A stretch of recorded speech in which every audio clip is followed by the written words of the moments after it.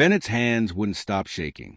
He stared at the laptop screen, reading the same email over and over, trying to make sense of words that felt like a foreign language. His wife's name, a stranger's face, secret meetings spanning years. Downstairs, the front door opened. Leah's voice called out, cheerful and unsuspecting. "Bennett, I'm home." He couldn't move, couldn't breathe. When she appeared in the doorway and saw him holding her laptop, the color drained from her face like someone had opened a valve. The secret that destroyed their 13-year marriage wasn't an affair. It wasn't addiction or gambling or any tabloid-worthy scandal. It was something far more unexpected, something that would unravel their suburban dream and force two people to confront wounds they'd carried since childhood. Have you ever kept a secret so long that telling the truth felt impossible? If you've ever feared being unworthy of love, this story is for you. Drop a comment if you ever felt this way, and let's unpack what happened next. Their neighborhood was the kind you see in commercials. Tree-lined streets where kids rode bikes until the streetlights came on. Block parties every 4th of July. Houses with perfectly edged lawns and American flags on the porches. Leah and Bennett Romero were fixtures in this community. Married for 13 years, parents to two bright children, Emma, 11, and Jake, 8. Bennett managed a local auto shop, the kind of guy who'd stay late to fix a single mother's car at cost. Leah volunteered at their church, organized a spring fundraiser, and brought those legendary lemon bars to every potluck. People would literally fight over the last one. They'd met at a mutual friend's barbecue when Leah was 23 and Bennett was 25. He'd made her laugh within the first 5 minutes, and by the end of the night, they were sitting on the back porch talking about everything and nothing. 2 years later, they were married in a small ceremony at that same friend's backyard, promising forever under string lights and a canopy of stars. Their life together looked like a postcard. Sunday morning pancakes. Family movie nights with too much popcorn. Bennett teaching Jake how to change a tire. Leah braiding Emma's hair before school. The kind of ordinary, beautiful moments that build a life. But in the quiet hours, when Bennett would kiss her goodnight and drift off to sleep, Leah would lie awake in the darkness, her heart hammering against her ribs, because she was carrying something heavy, something she'd never been brave enough to share.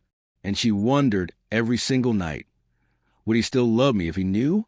Leah's childhood wasn't made for dinner conversation.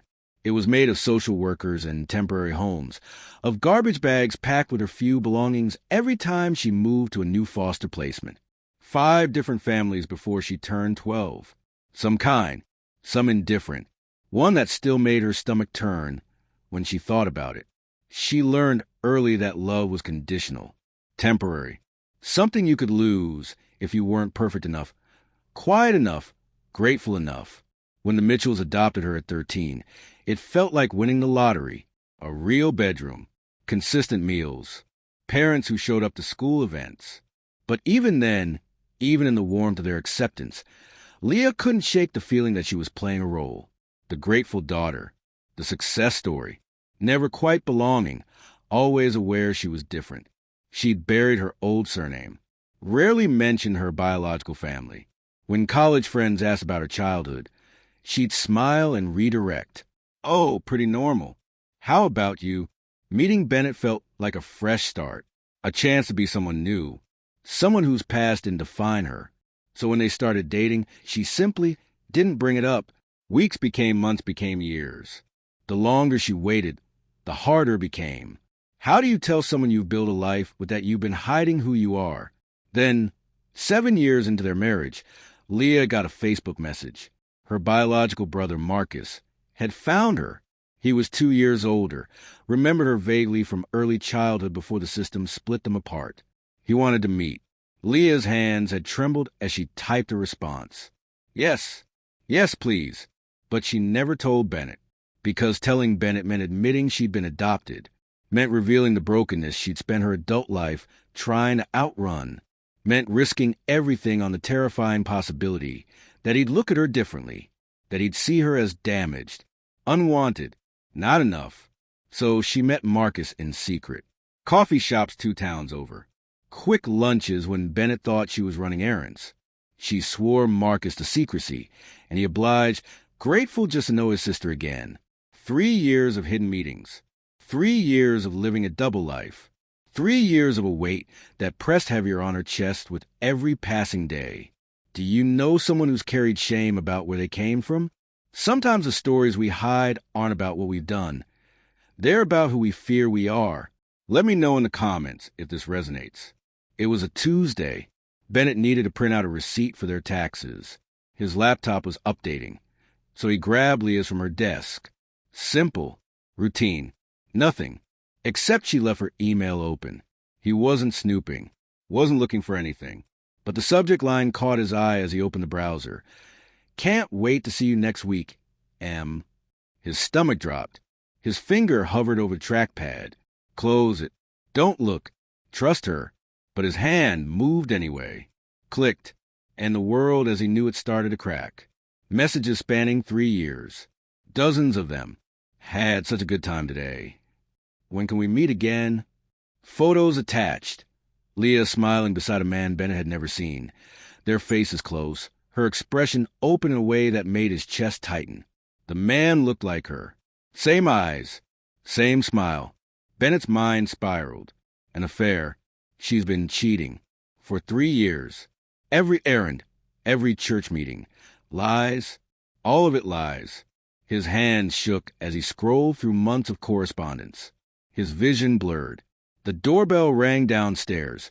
Leah, back from grocery shopping, having forgotten her keys. He couldn't move. Couldn't think. Just sat there, drowning in betrayal. When Leah walked into his office minutes later, she was mid-sentence about needing his help bringing in bags. Then she saw her laptop, saw his face, and knew. Bennett. Who is he? His voice came out strangled. Who is this person you've been sneaking around with for 3 years? It's my brother. My biological brother. The words hung in the air like smoke. You're what? I was adopted. I never told you. Marcus is my brother. We reconnected a few years ago, and I didn't know how to tell you. Bennett stood up, the chair scraping against the floor. You didn't know how to tell me? For 13 years, you didn't know how to mention you were adopted? That you had a whole family you were hiding from me? I wasn't hiding them from you. I was... What do you call secret meetings? What do you call years of lies, Leah? I was scared. Of what? Of me? Of being honest with your husband. Tears streamed down her face. Of you seeing me differently. Of you knowing I come from nothing. That I'm not. Not what? Not perfect? You think I needed you to be perfect? But his voice cracked on the last word, and Leah saw something shift in his expression. Not just anger. Something deeper. Hurt. Profound, bone-deep hurt. If you could hide this, he said quietly. What else don't I know? Was any of it real? He left that night. Went to his brother's place. Mumbled something about needing space. Didn't come home for 3 days. The divorce papers arrived 3 weeks later. Their house became a mausoleum. Emma and Jake stopped talking at dinner, just pushed food around their plates while Leah tried to maintain some semblance of normalcy. Dad's going through something. It'll be okay. But her voice sounded hollow even in her own ears. The neighborhood whispered. Suzanne from across the street offered casseroles and sympathetic looks. Others avoided eye contact at the grocery store, unsure what to say. The Romeros, the perfect family, were falling apart in real time. Leah knew she had to tell the children. Hiding had destroyed her marriage. She wouldn't let it destroy her relationship with her kids, too. She sat them down on a Saturday morning, Bennett's absence a ghost at the kitchen table. There's something I need to explain about Mommy's life before I met Daddy. She told him about foster care, about moving from house to house, never quite belonging, about being adopted, about Marcus, about the shame she carried like stones in her pockets. Emma's eyes were wide. Why didn't you tell us? Because I was scared you'd think less of me. Mom. Jake's voice was small. We're your kids. We wouldn't think less of you. I know that now, baby. But sometimes grown-ups carry hurt from when they were young, and it makes them do things that don't make sense. Is that why Dad left? Emma asked. Leah swallowed hard. Partly. but mostly because I didn't trust him enough to share this part of me, and that hurt him very deeply. Meanwhile, across town, Bennett was unraveling. He'd moved into his brother's spare room, but he barely slept, barely ate, just replayed 13 years of memories, wondering which parts were real and which were performance. His brother finally dragged him to a therapist. "You can't keep living like this, man. You got kids who need you." The therapist, Dr. Patel, was a soft-spoken woman with sharp eyes. Their first session, she asked a simple question: "What are you really angry about?" Bennett started listing the lies, the secrecy, the betrayal. "Okay," Dr. Patel said gently, "but why does it hurt this much? What does her secret mean to you?" Bennett opened his mouth to answer and found he couldn't. The words stuck in his throat like glass. Over weeks of sessions, he began to excavate. His father had left when Bennett was 7, just didn't come home one day. His mother, devastated and overwhelmed, worked 3 jobs to keep them afloat. Bennett learned early that he had to be useful, had to earn his place, had to be enough or risk being left behind too. "Leah, keeping this secret," Dr. Patel said carefully, "confirmed your deepest fear, that you're not worthy of someone's full truth, that you're not enough to be trusted with the real person." Bennett sat in that office and cried like he hadn't since he was a child. The revelation didn't fix anything, but it shifted something. His anger started crack, revealing the hurt underneath. And beneath that, fear, raw, childhood fear that he'd never been enough and never would be. Have you ever realized that your pain wasn't really about the present moment, but about old wounds you never healed?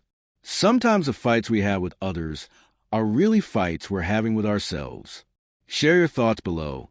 6 months after the filing, Bennett's phone buzzed with a text from Leah. Simple, direct, terrifying. "Can we talk? Just coffee. No lawyers. Just us."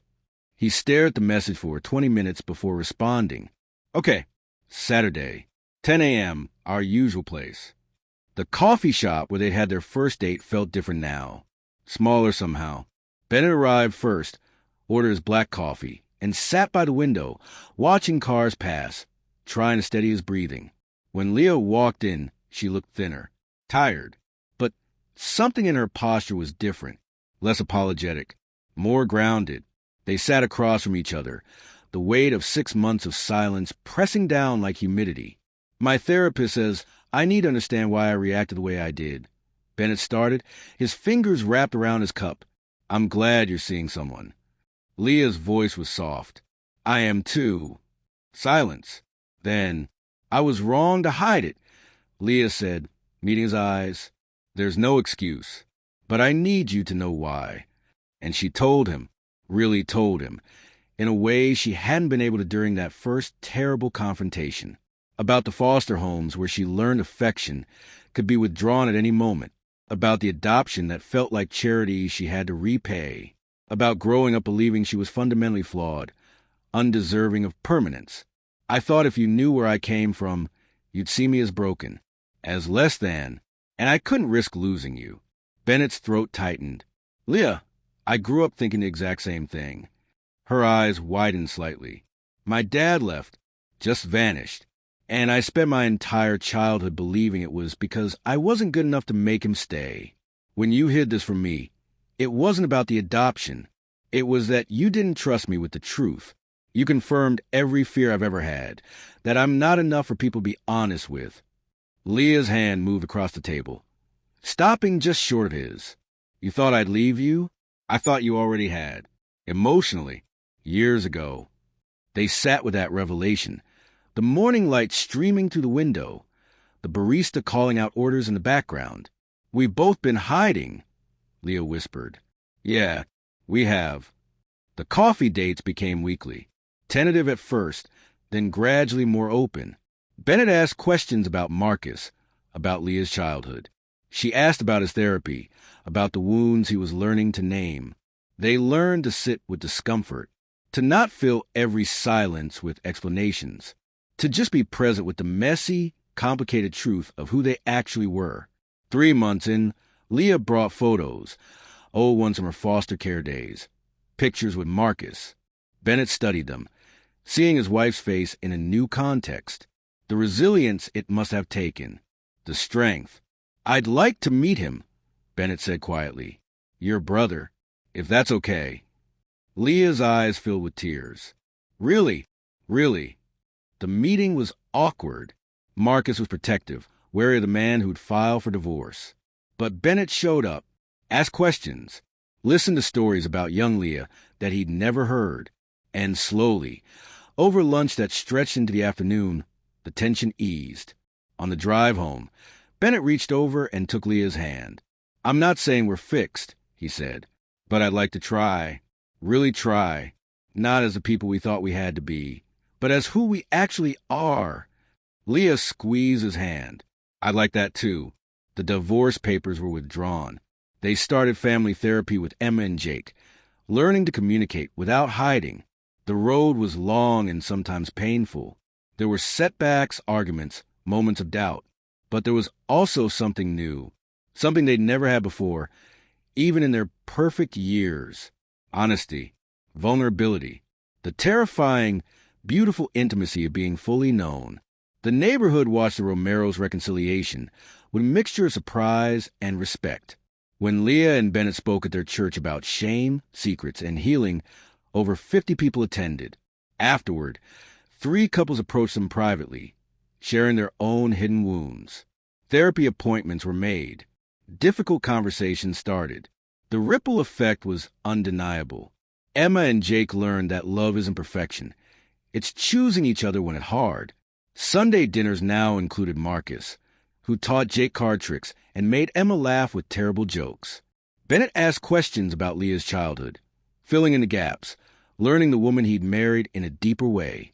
Their intimacy changed, became richer, because now they knew each other fully. Scars, fears, shame, and all. The perfect suburban facade was gone. In its place was something more valuable, something real. Broken trust doesn't have to mean broken forever. When 2 people choose vulnerability over protection, when they face their wounds instead of defending them, something beautiful can emerge. If Leah and Bennett's story moved you, hit that like button and share this with someone who needs to hear it. Subscribe for more stories about real love, the messy, imperfect, beautiful kind. What's your biggest takeaway? I'm reading every single comment.